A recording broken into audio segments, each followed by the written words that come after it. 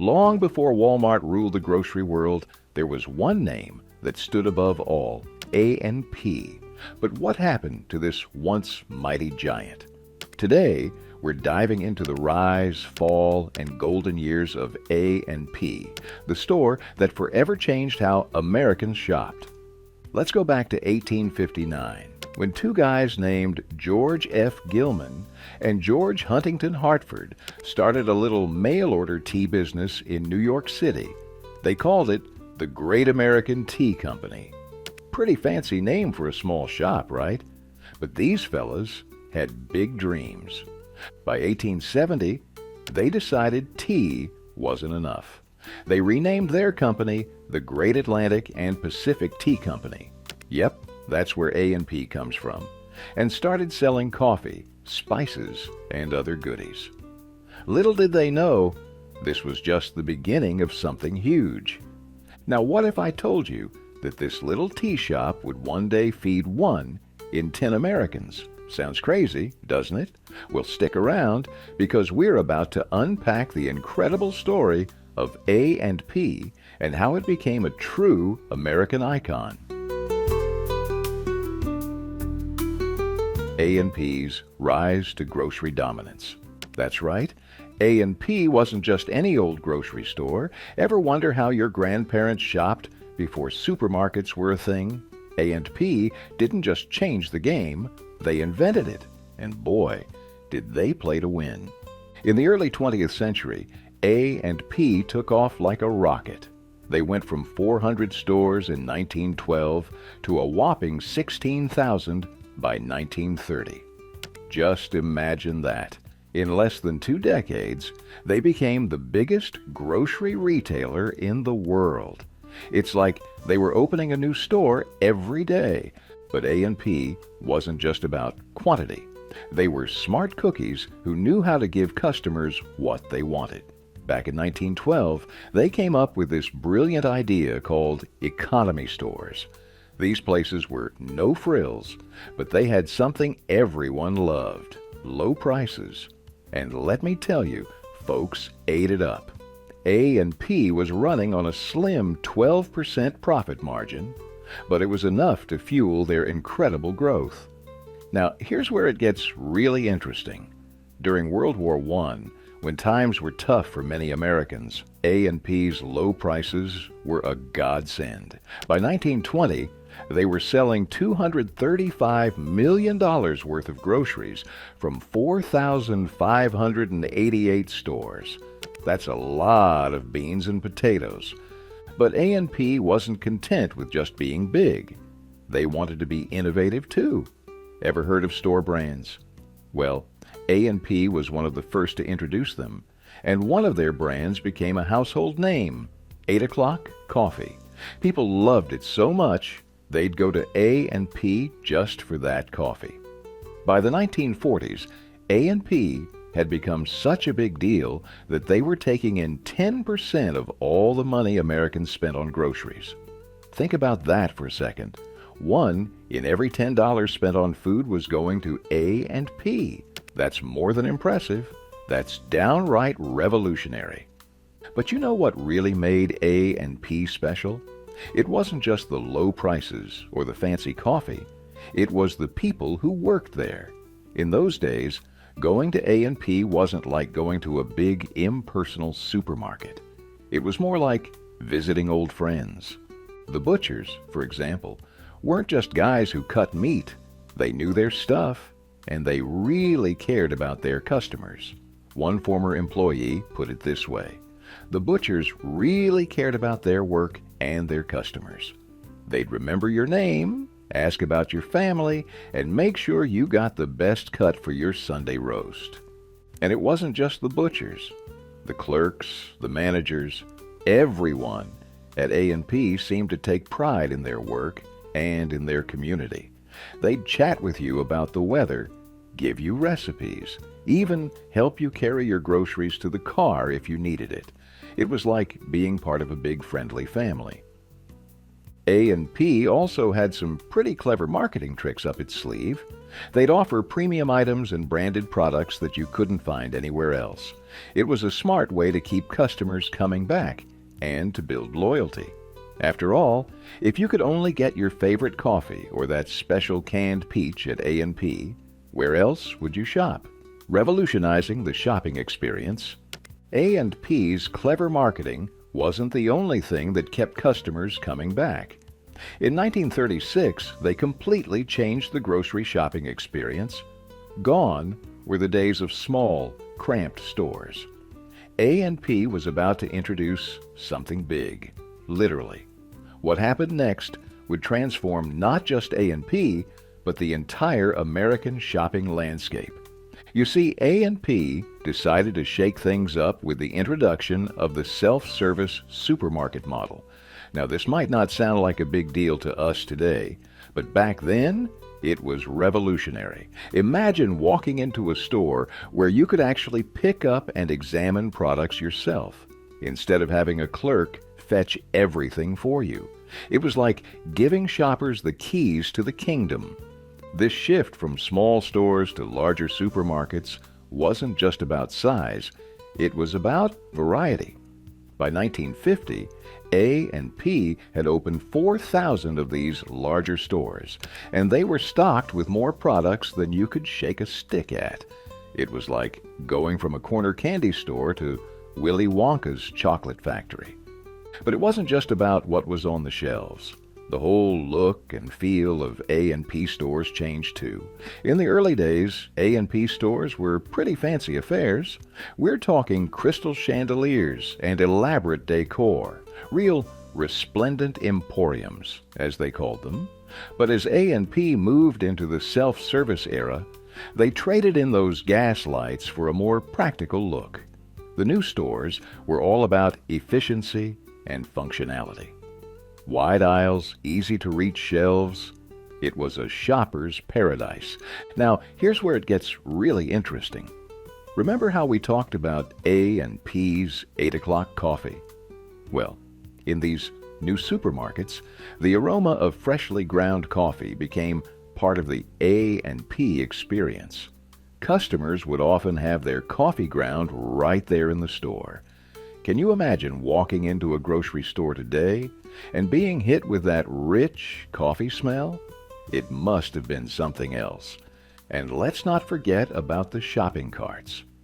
A&P introduced these nifty inventions that let customers buy more groceries in one go. No more struggling with armfuls of products or making multiple trips. These carts changed the game, allowing folks to stock up like never before. But you know what? Even with all these changes, A&P didn't lose that personal touch we talked about earlier. Sure, the self-service model meant less interaction with clerks, but those butchers and other specialized staff, they were still there, ready to help and chat. The layout of these new A&P supermarkets was something to behold. Wide aisles meant you could easily push your cart around without bumping into other shoppers. And with all that space, A&P could offer more products than ever before. It was like a treasure hunt every time you went shopping. You never knew what new and exciting products you might find. All these changes didn't just make shopping easier, they changed the whole relationship between the customer and the store. For the first time, shoppers could browse at their own pace, compare products, and make decisions without feeling rushed. It was a whole new level of freedom in the world of grocery shopping. A&P's golden years. With this newfound shopping freedom, A&P became more than just a store. It became a cultural icon. But how did a grocery chain manage to weave itself into the very fabric of American life? The answer might surprise you. A&P wasn't content with just changing how we shopped. They set out to change what we bought too. Ever heard of store brands? Well, A&P took them to a whole new level. They introduced powerful private brands that became household names. 8 o'clock coffee, for example, wasn't just any old coffee. It was A&P coffee, and people loved it. But it wasn't just coffee. A&P also had Jane Parker baked goods. These weren't your run-of-the-mill store brand cookies. They were special. People would go out of their way to get their hands on Jane Parker treats. It's like A&P had figured out the secret recipe for customer loyalty, and they were serving it up by the cartload. Now you might be thinking, it's just groceries, right? But A&P was smart. They knew that food was more than just sustenance. It was a part of people's lives, their families, their traditions. And A&P made sure they were right there at the heart of it all. Remember those big A&P supermarkets we talked about earlier? Well, they weren't just filled with groceries. They were filled with possibilities. A&P's marketing strategies included offering premium items and branded products. This wasn't just about selling stuff. It was about giving people choices, allowing them to treat themselves or save a buck, depending on what they needed. But here's where it gets really interesting. A&P didn't just want to sell you groceries. They wanted to be a part of your home. Ever heard of the China Through Grocery Purchases program? It was genius. Customers could collect dinnerware pieces over time with their grocery purchases. Imagine that, buying your weekly groceries and slowly building up a beautiful china set for your dining room. It's no wonder people kept coming back to A&P. They weren't just shopping. They were investing in their homes one grocery trip at a time. And let's not forget about the impact A&P had on American eating habits. By making a wide variety of food products available at lower costs, A&P didn't just change how we shopped, they changed how we ate. Suddenly, foods that were once considered luxuries became everyday items. A&P was democratizing the American diet, one can of vegetables at a time. But you know what really made A&P special? It was the memories. Ask anyone who grew up with A&P, and they'll probably have a story to tell. Maybe it's about the smell of freshly ground 8 o'clock coffee wafting through the store, or maybe it's about picking out a special Jane Parker treat for Sunday dinner. One product that seems to hold a special place in many people's hearts is the A&P Spanish bar cake. It wasn't fancy, it wasn't expensive, but boy, was it good. For many, this simple cake represents everything that was great about A&P: quality, affordability, and a little bit of everyday indulgence. A&P wasn't just a part of people's shopping routines, it was a part of their lives. It was where families went to stock up for the week, where kids got their first jobs, where communities came together. In many ways, A&P was as American as apple pie, which, incidentally, you could probably find in their bakery section. The decline of an American icon. For decades, A&P was as constant as the seasons. But by the 1950s, cracks were starting to show in its once spotless aisles. How did a company that revolutionized grocery shopping become a cautionary tale in American business? Let's open the books on A&P's decline. It all started in the early 1950s. A&P, the grocery giant that had fed America for nearly a century, began to stumble. The company that once seemed unstoppable was now struggling to keep up with the changing times. What happened? Well, for starters, A&P failed to keep pace with its competitors. While other stores were opening larger supermarkets with all the modern bells and whistles, A&P was stuck in the past. It's like they were still trying to sell black and white TVs in a color TV world. But it wasn't just about the size of the stores. A&P was having a hard time figuring out what customers wanted. The grocery business was changing fast, and A&P just couldn't seem to keep up. It's like they were still offering Model Ts when everyone else had moved on to muscle cars. Now, you might be thinking, couldn't they just upgrade their stores? Well, here's the kicker. A&P was drowning in debt. They couldn't afford to make the changes they needed to stay competitive. It's like trying to remodel your house when you can barely afford the mortgage. And then there was the management. After John Hartford died in 1951, the new president, Ralph Berger, didn't have the same knack for the grocery business. It's like putting a plumber in charge of a tech company. Sure, he might know how to fix a leak, but does he know how to code? As the 1960s rolled around, things got even worse. A&P's management made some pretty questionable decisions. They were handing out generous dividends to shareholders, which sounds great, right? But here's the problem. All that money was going out the door instead of being reinvested in the company. It's like giving away all your savings instead of fixing the roof on your house. Meanwhile, the competition was getting fiercer. Discount retailers and bigger grocery chains were popping up left and right, offering better prices and a better shopping experience. A&P was like the aging heavyweight champ, trying to fend off younger, hungrier fighters. But A&P's troubles weren't just about money and competition. They were also having a hard time with their workers. There were disputes with unions over wages and benefits, which led to disruptions in their operations. It's like trying to run a race with your shoelaces tied together.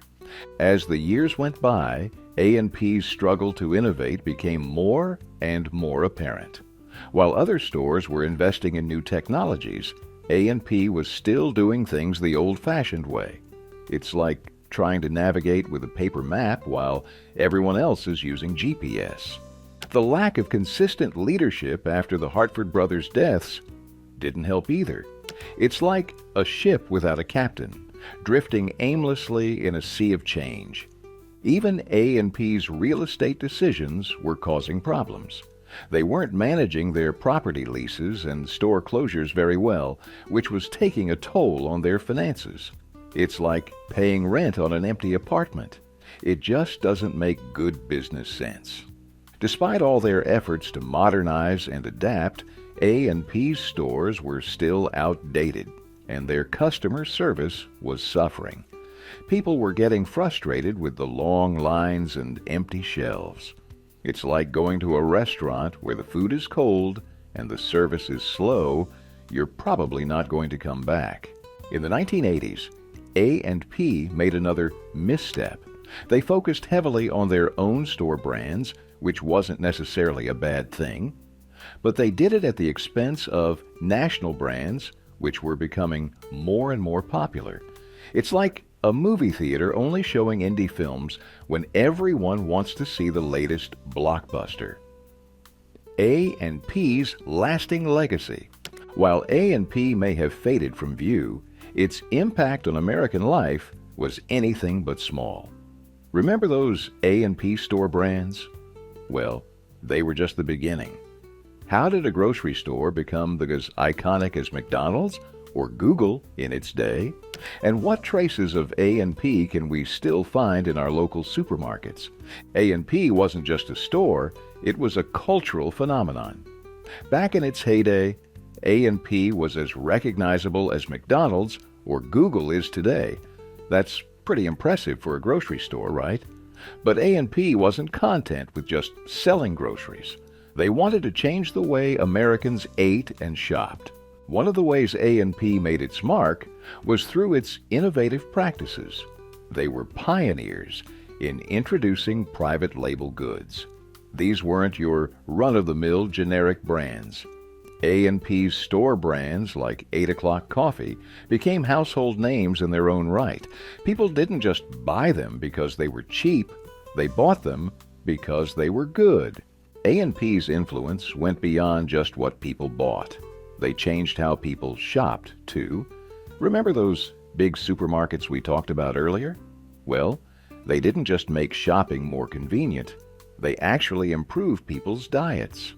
By offering a wide variety of food products at lower prices, A&P made it possible for more Americans to eat better. It's like they were the original health food store, only without the fancy packaging and high prices. But you know what really made A&P special? It was the experience of shopping there. Former customers often talk about the unique atmosphere in A&P stores. One of the things people remember most is the smell of freshly ground coffee. It's funny how a simple aroma can bring back so many memories, isn't it? And it wasn't just the customers who have fond memories of A&P.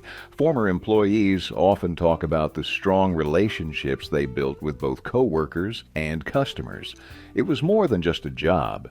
It was like being part of a big family. One former employee said the butchers really cared about their work and their customers. It's that kind of personal touch that's often missing in today's supermarkets. A&P also had some pretty clever marketing strategies. Remember the China Through Grocery Purchases program? It was a stroke of genius. Customers could collect dinnerware pieces over time with their grocery purchases. It's like they turned grocery shopping into a treasure hunt. No wonder people kept coming back week after week.